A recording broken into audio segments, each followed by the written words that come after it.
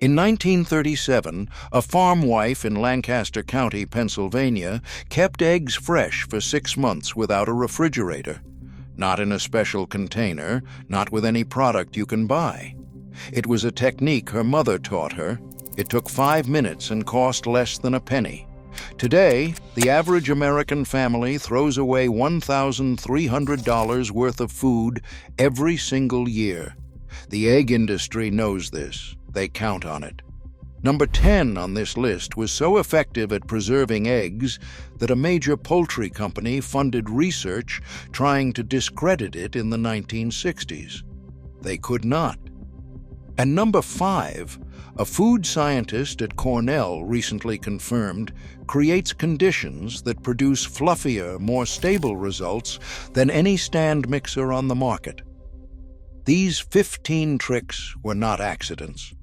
They were the accumulated wisdom of women who could not afford to waste a single egg. Before styrofoam cartons, before sell-by dates, before any of it. Hit subscribe, because what you are about to learn will change the way you look at your kitchen forever. Let's count down. Number 15, water glassing eggs in sodium silicate.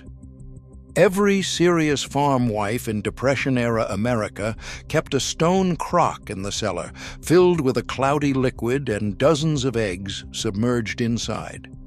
The liquid was sodium silicate, also called water glass, mixed at a ratio of 1 part water glass to 9 parts boiled and cooled water. A quart bottle cost about 15 cents at the general store in 1934, roughly $3.30 today, and preserved up to 15 dozen eggs for 6 to 8 months. Water glass sealed the porous shell completely, preventing air and bacteria from entering and moisture from escaping. Eggs preserved this way came out of the crock in January, tasting like they were laid that morning. The whites whipped. The yolks stood tall. They fried, scrambled, and baked perfectly. Modern refrigeration keeps eggs about 5 weeks.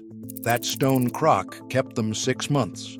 The USDA quietly confirmed in a 1940s bulletin that water glass eggs showed no significant quality degradation at 6 months when stored below 65 degrees Fahrenheit. We replaced a 15-cent solution with a $900 refrigerator and cut our storage time by 80%. Number 14, the cold water freshness test. Nobody cracked an egg blind back then. You filled a glass with cold water and lowered the egg in gently. A fresh egg sank to the bottom and lay flat on its side.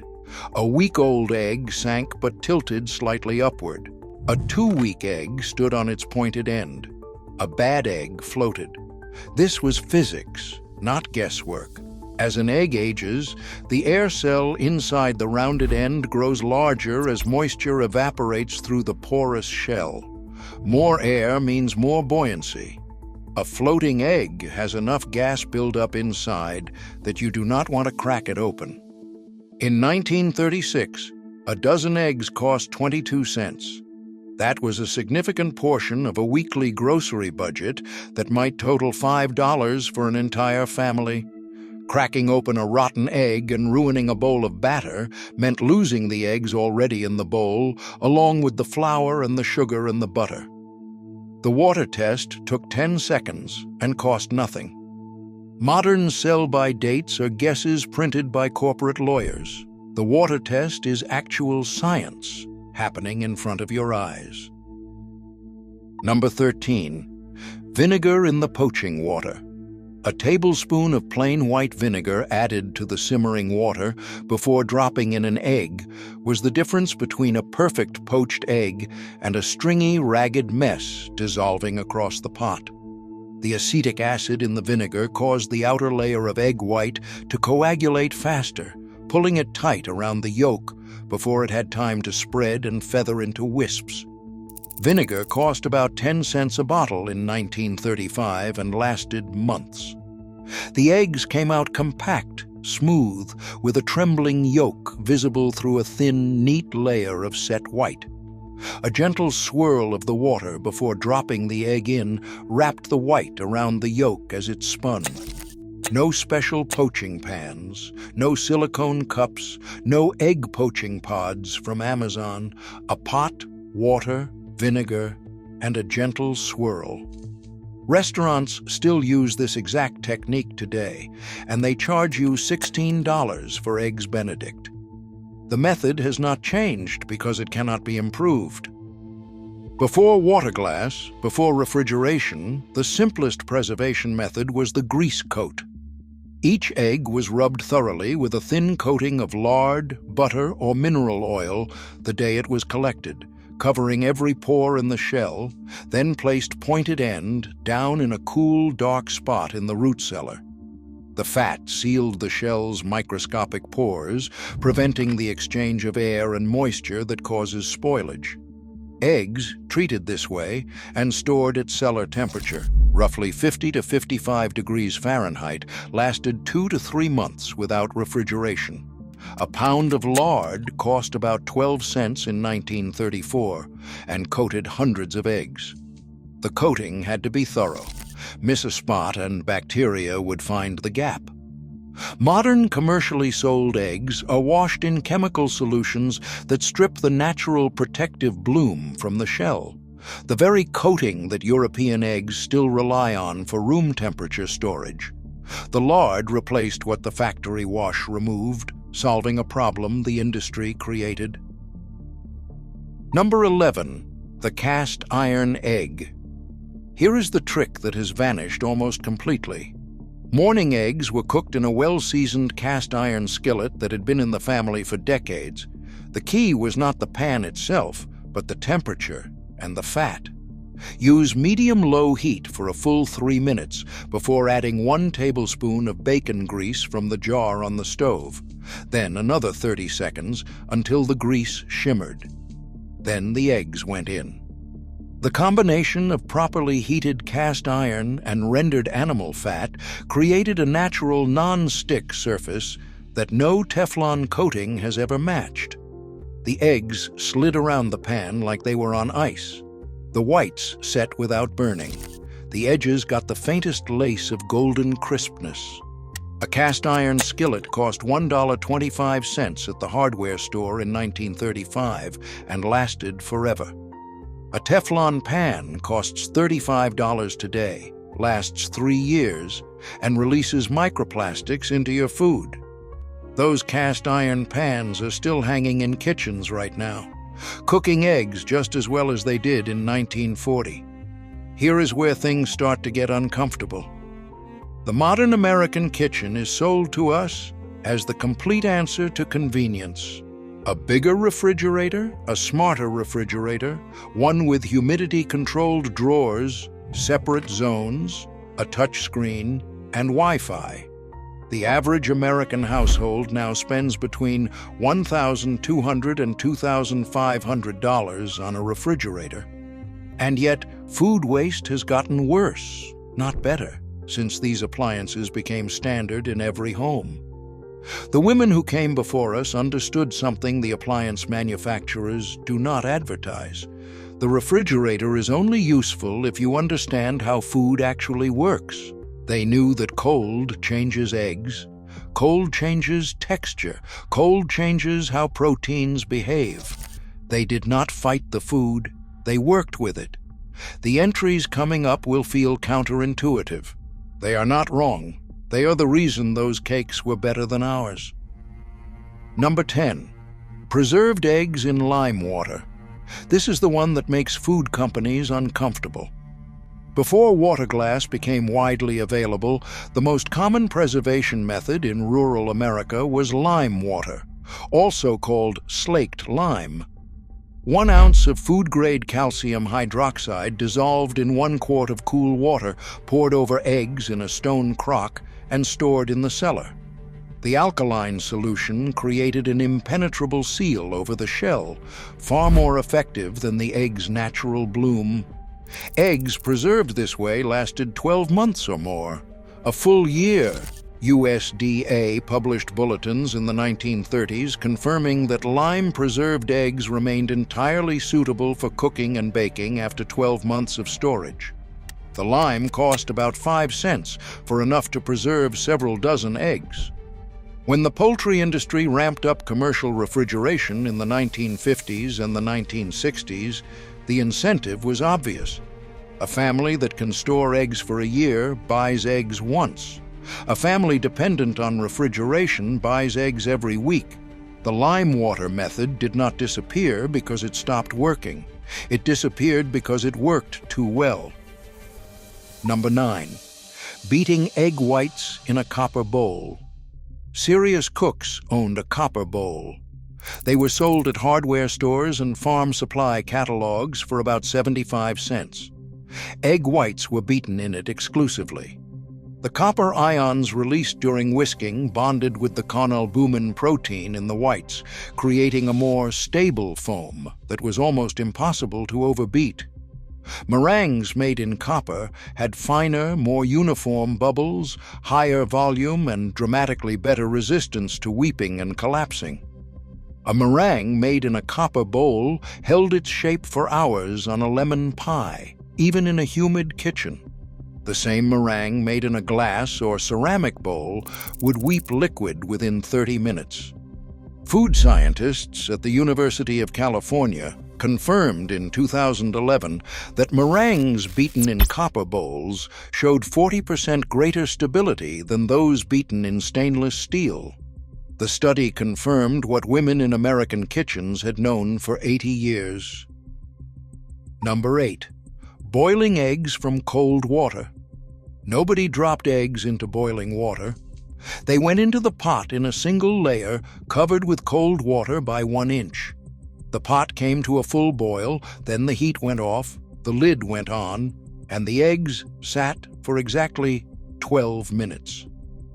This cold start method heated the eggs gradually and evenly.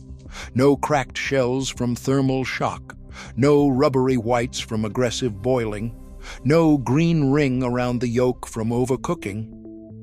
The green ring, that sulfurous gray-green halo that makes deviled eggs look like science experiments, comes from hydrogen sulfide reacting with iron in the yolk at high temperatures.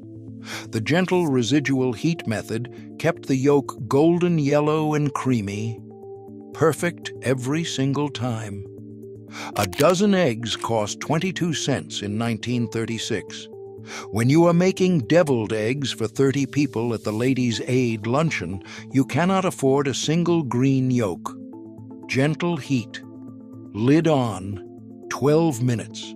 This method is still the best way to hard cook an egg, and nobody improved on it because you cannot.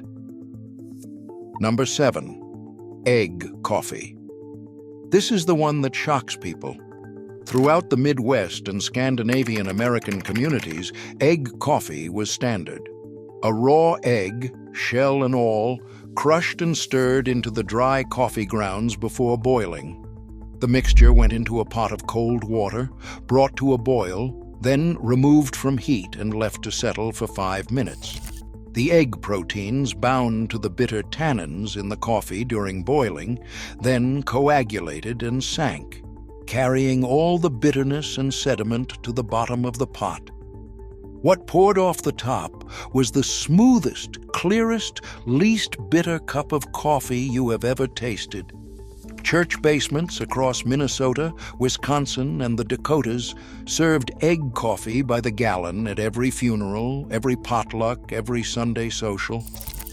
A pound of coffee cost about 25 cents in 1936. Eggs were 22 cents a dozen.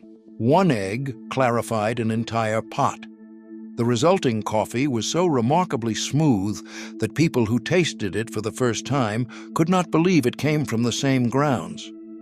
This method is still used in parts of the upper Midwest today, and everyone who tries it says the same thing. Why did we ever stop? Stirred custard was made on the stovetop without a thermometer and never once curdled. The trick was in the spoon, constant stirring over gentle heat, then periodically drawing a finger across the back of a wooden spoon. When the custard coated the spoon and the finger left a clean line that did not run back together, the custard was done. This visual test corresponds almost exactly to 170 to 175 degrees Fahrenheit, the point where egg proteins have thickened the mixture without scrambling. The other critical move was pulling the pot off the heat 10 seconds before the custard looked fully set, because residual heat continued cooking it in the pan. Every modern recipe says use a thermometer.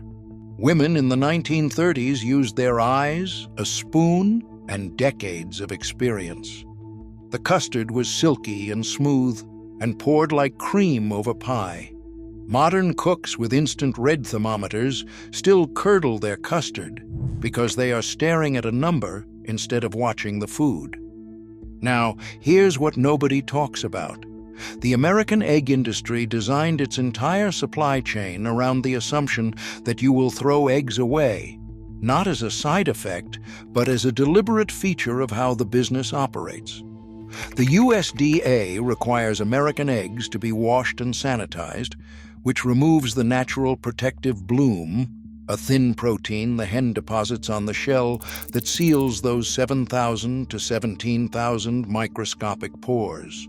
That is why American eggs require refrigeration. In most of Europe, eggs sit on supermarket shelves unrefrigerated because the bloom is left intact. American eggs must be refrigerated not because eggs are inherently fragile, but because the industry chose a process that makes them fragile. Farm eggs in the 1930s sat on the counter for weeks. They did not need a $2,000 refrigerator to stay fresh. The old system respected the egg's natural design. The modern system breaks it and then sells you the solution.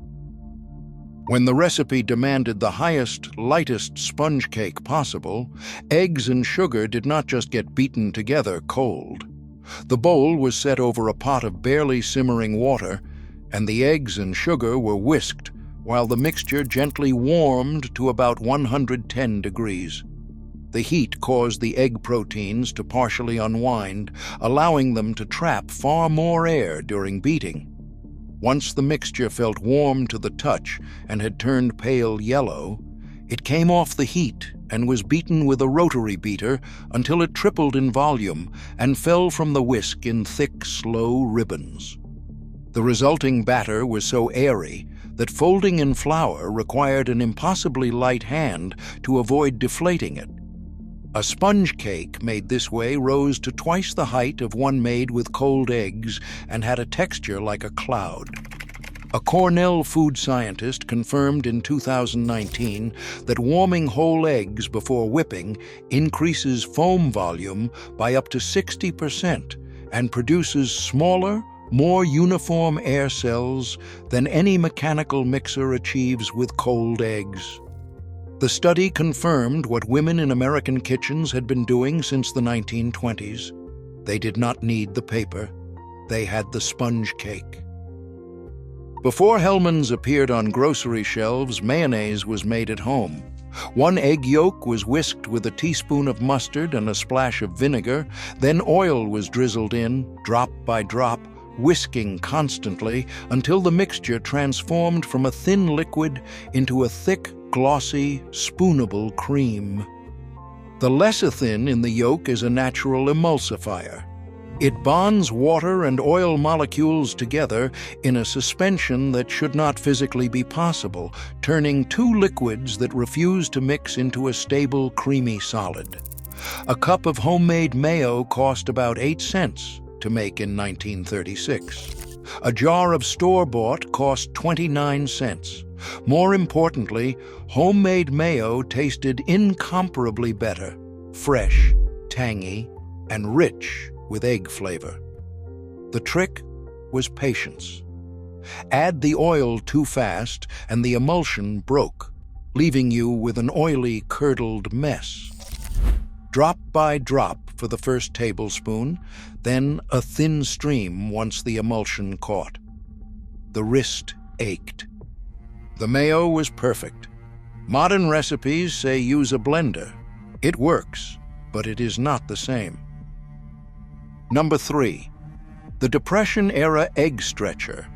When eggs were scarce or expensive, they got stretched. One egg could do the work of 2 with a simple trick. Beat 1 egg thoroughly with 2 tablespoons of cold water or milk. Use half the mixture in one recipe and half in another. The added liquid thinned the egg enough to distribute evenly through the batter while still providing enough protein for binding and enough lecithin for moisture. For pancakes, muffins, and quick breads, the result was virtually identical to using a full egg. For more delicate baking, 1 whole egg plus a stretched half egg cut total egg usage by 1/3 without any detectable change. A dozen eggs at 22 cents was a day's worth of groceries for some families. Stretching those eggs meant 12 bought eggs did the work of 18. The math was survival, and the technique was sound enough that it produced biscuits and cakes that nobody could tell apart from the full egg version. Number 2. Meringue sealed to the crust edge. This seems like a small detail, and that is precisely why nobody gets it right anymore. When meringue went onto a lemon pie, it was pressed all the way to the edge of the crust, making sure it touched pastry on every side with no gaps. This was not decoration. This was engineering. If the meringue did not seal to the crust, steam from the hot filling escaped through the gap during baking, hit the cooler meringue from below, condensed, and created that weepy, sticky layer of moisture between the meringue and the filling that ruins lemon meringue pie. Sealing the meringue to the crust trapped the steam and allowed it to dissipate evenly through the top during baking. No weeping, no shrinking, no sliding. The meringue stayed tall, dry, and golden for 2 days. Modern pies weep within hours because nobody seals the edge. This was done every single time in the 1930s, and those pies sat on the counter overnight without shedding a single tear. Number 1. Knowing which egg for which job, and never wasting a single one. If there is one single thing that accounted for more kitchen success than every other trick on this list combined, it was this. The egg was never treated as one ingredient. It was 3, white, yolk, and shell. Each had a different purpose, and each was used separately when the dish demanded it. Whites for meringue, for clarifying stock, for lightening batters, and for brushing on pastry for shine. Yolks for custard, for richness, for emulsifying mayonnaise and hollandaise, and for egg wash that gave deep golden color. Shells for the coffee pot, for the garden, for calcium in the compost. When a recipe called for yolks only, the whites went into a covered bowl in the icebox for tomorrow's angel food cake. When whites were used for meringue, the yolks became custard sauce for that evening's dessert. Nothing was left over. Nothing was discarded. A dozen eggs at 22 cents in 1936, about $4.80 today, was managed with the precision of an accountant balancing books. Every white accounted for, every yolk with a destination, every shell crushed and returned to the soil. No stand mixer, no silicone spatulas, no instant red thermometers, no sous vide circulator. A bowl, a whisk, a wooden spoon, and the knowledge of what every part of every egg could do. The average American family today throws away nearly 1/5 of every dollar they spend on food. The knowledge was not just clever, it was the difference between a kitchen that worked and one that wasted. Try 3 of these this week. The cold start hard boil, the copper bowl meringue, the egg coffee. See what happens by Friday. Then come back and tell me whether this was all just old-fashioned frugality or whether these women actually understood something that 90 years of convenience food has made us forget.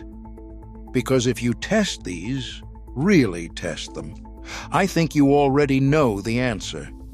Share which one you are trying in the comments. I want to know if the egg coffee gets more love than the lime water preservation. They knew. Now you do too.